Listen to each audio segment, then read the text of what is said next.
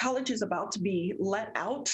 The semester is winding down for so many students, but focus is already on next fall. And for so many of the kids going for their very first time, but also returning students as well. But what is it going to look like as hopefully more and more colleges are going to allow students back onto college campus for in-person learning? To talk a little bit more about the plans at Oakland University, let's bring in Dr. Britt Rios-Ellis. She's the Executive Vice President of Academic Affairs. Thank you so much for being with us.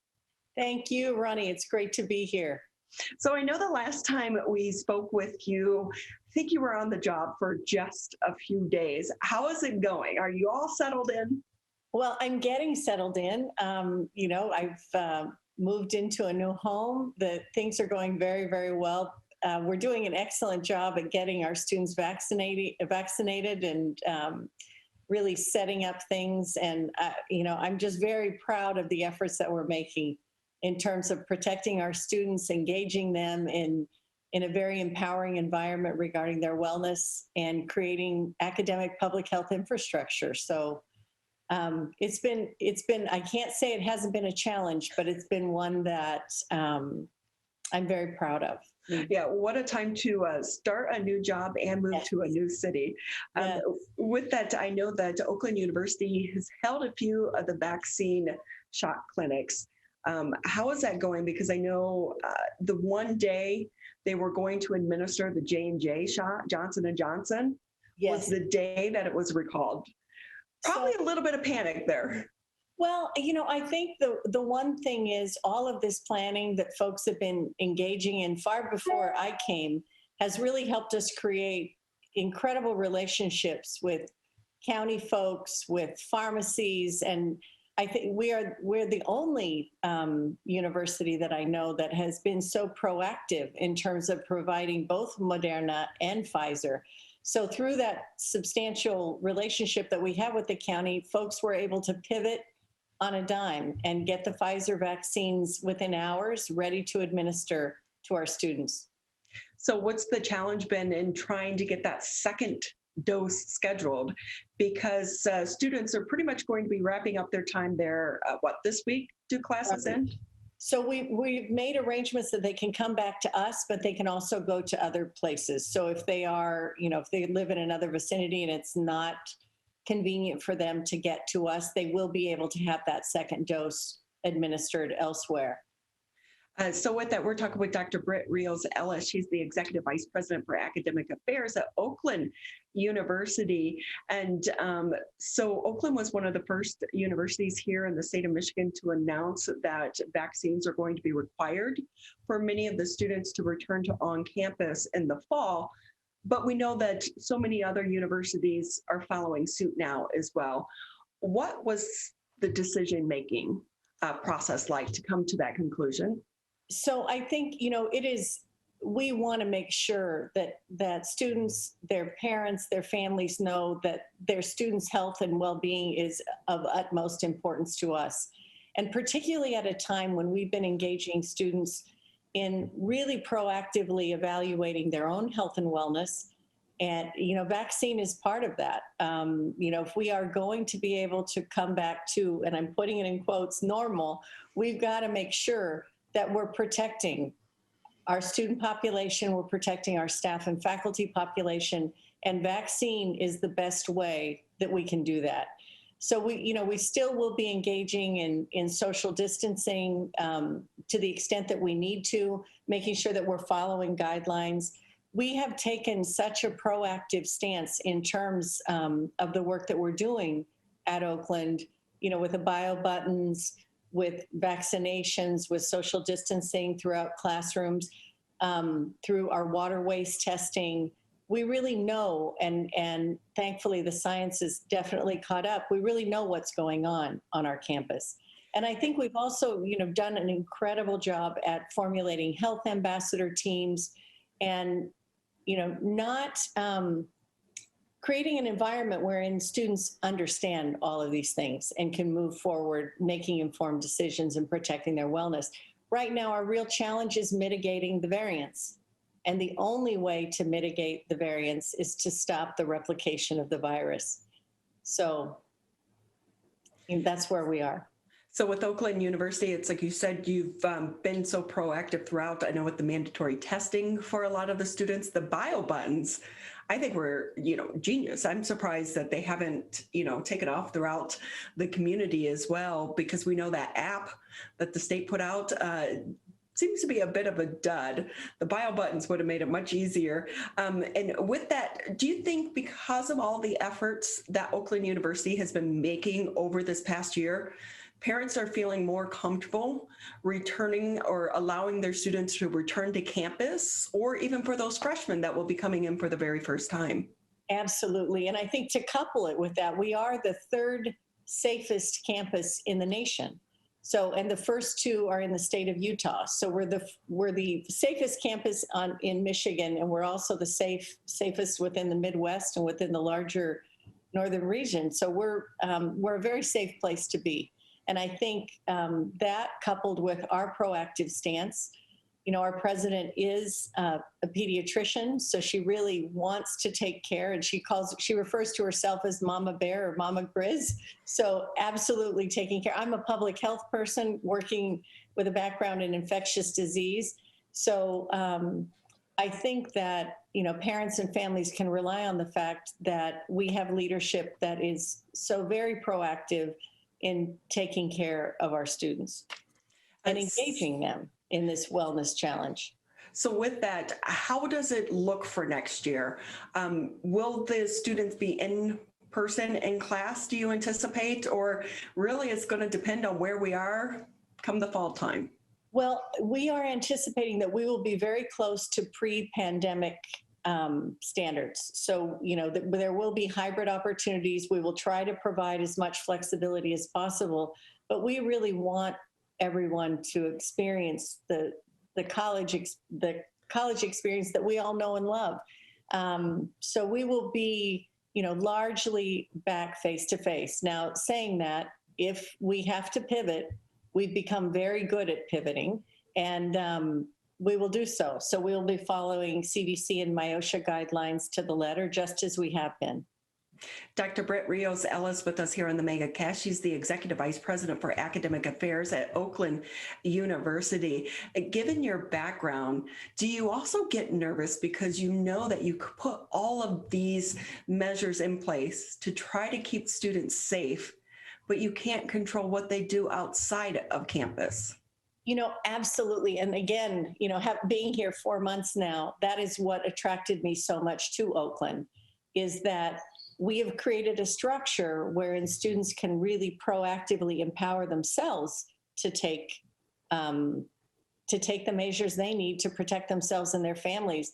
I was so proud of a picture that was published in the New York Times showing Oakland students lining up for our vaccine clinics. And when I looked at that photo from a public health standpoint, I really noticed that people were spaced 6 feet apart. Everybody had their masks on, not below their nose, above their nose, covering their mouths. They've become really good at protecting themselves and protecting each other. So about how many students have taken advantage of the program so far to get vaccinated? We vaccinated close to 3,000 folks, and we're doing this in an ongoing fashion. So, it really says a lot, because so many students aren't on campus right now. Right. And well, they're not, and not all these folks are students, but the vast majority are. So with that, as we go into next year, we do know there are some students that maybe aren't comfortable getting the vaccine just yet, or those that don't want to get it for various personal reasons. How will you address those students? So, we aren't mandating the vaccine, but we are engaging in a heavily incentivized system so that students who are vaccinated and are proactive in terms of protecting their health and protecting the health of the well-being of the folks around them will be able to engage in much more of a normal college experience. Right. And I will say, the other thing that I want viewers to know is that I'm a mother of 2 Grizzlies myself, and both of my children have been vaccinated. So for parents that are kind of sitting on the edge wondering whether this is a good thing or this is a bad thing, We definitely know that the vaccine is extremely effective, and I really encourage both students, parents, and families to take advantage of this opportunity that we find that we've been waiting for so long to help us mitigate those variants and keep everyone safe. So we did see, I think Wayne State University came out with, they have like a program where the students that get vaccinated are going to get like a $10 coupon for Grubhub or something of that nature. So many places are getting creative. A college campus, are you guys considering any of that? Because I will say, for those that are over 21, put a 6-pack of beer out there. They'll get vaccinated. There you go. We are distributing some great incentives. So for every student that gets vaccinated, they'll be getting some very, very special Grizz swag. And it's also designed to promote, these are things that folks can carry around with them that they'll use every day. And it's designed to really create opportunities for dialogue. So students can say, hey, where'd you get that cool, and it's just kind of a surprise, so I won't tell them what they're gonna get, but where'd you get that cool stuff? Well, I got it when I got vaccinated, right? And really create that safe space for just daily dialogue about what we need to do during a pandemic to protect ourselves and each other. Because on the backside of this, we also know, there are HIPAA laws surrounding some of these topics as well. Are you going to require or try to require for your professors to get vaccinated as well? Or is that's a total different conversation? So we are not mandating vaccines, but we are highly encouraging and creating as many opportunities as we can. So we're really trying to get on the proactive edge of this. We're also trying to mitigate doubt and really reassure folks that the vaccine is very safe and it's effective. So that's the other edge. So not mandating. So we say lots of carrots, not sticks. So with that, kind of a hard though when even the CDC is changing some of the guidelines, because this is a novel virus and we are battling the variants as well. Does that make your job more challenging? Oh, absolutely.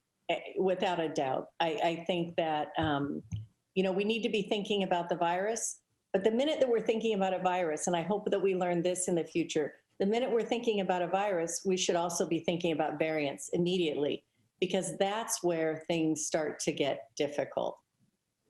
So do you anticipate come fall time, like you were saying, it's the college experience. So I hope your kids are enjoying Oakland University, but it's been a year like no other, and we hope to never repeat that. Do you anticipate, along with returning the students to campus, some of those events are going to be coming back in person as well that we all look forward to, the basketball games, the theater, things of those natures? Absolutely. And I think, again, that will be a real incentive for folks who are proactively getting vaccinated, because they will be able to participate more fully in college life. And I think it is this unique opportunity that we have, not just as a university, but as a nation, to really recognize that inextricable link between responsibility and freedom. So with so much focus on the vaccine, we do know that some people, even vaccinated people, may still be able to get COVID, or they may be asymptomatic as well. Do you anticipate that you're going to have to continue some of the testing protocols that were in place this past year? Absolutely. And we will continue those testing protocols. We will be following we will try to be not just one step, but 2 and 3 steps ahead of it. And I think of all the universities I've seen, it's just been such an honor to join the team at Oakland, because it has been so proactive in terms of the way that we've confronted the virus. Dr. Britt Rios-Ellis with us here on the MegaCast. She's the Executive Vice President for Academic Affairs at Oakland University. Before we say goodbye to you today, anything else that maybe we didn't touch on? I have to wonder, I just don't know how you're doing it, starting a new job, moving in the middle of a pandemic. Well, I can't say that it hasn't been a challenge, but, it's absolutely been a worthwhile challenge. And I will tell you that everyone I've met in Michigan has been so warm and inviting, that it is the friends that I've made and the people that I work with that has have made this decision such a wise one for me. So, life is a challenge, and we're ready. That's why we're Grizzlies. How was the snow for you yesterday? A little bit of a shocker? No, I still get really excited about the snow. So, all my friends in California are saying, how are you dealing with the weather? I like it. It's been something I've never experienced a snow in April. So it's been great. Well, the good thing about April snow is it doesn't last long. Yes. So that's always nice. But you know what? We're going to ask you that question again in about 3 or 4 years. Perfect. See if you're still just as excited. Perfect. You keep asking, but so far, so good. Thank you so much. Heated, the good thing about it right now is they have so many new heated products that they didn't before, like the heated vests, the heated socks and gloves, always worth the investment. Dr. Britt Rios-Ellis with us here on the MegaCast, Executive Vice President for Academic Affairs at Oakland University. Anything maybe I didn't touch on that you want to add before we say goodbye? Just we're really looking forward to our students coming back. We really hope that, if folks are considering that, where to go in the fall, please come and become a Grizzly with us and be part of our pack. It's a great institution. We have a lot to offer. And, being the safest campus, and I think also the safest campus in terms of the virus and the most proactive, you'll learn a lot, and you'll learn a lot of the behaviors that you need to protect yourselves over your lifespan, not just in college. And I should add to, what is the deadline for students that are still trying to decide, especially ones that would maybe leave the state but are deciding to stay closer to home? What is the deadline for them to get in their information and their application for the fall? We are going to have very open deadlines. So, I cannot remember the exact deadline, but we are going to keep that open. So we are going to be admitting folks until we don't have any space available. And we anticipate that will, we don't want folks to wait, because then the choice of classes start to diminish. But, we're going to be as open as we can to keeping our campus ready to admit students for as long as possible. Well, we so appreciate, they're so lucky to have Oakland University in our backyard. Dr. Britt Rios-Ellis with us here from Oakland University.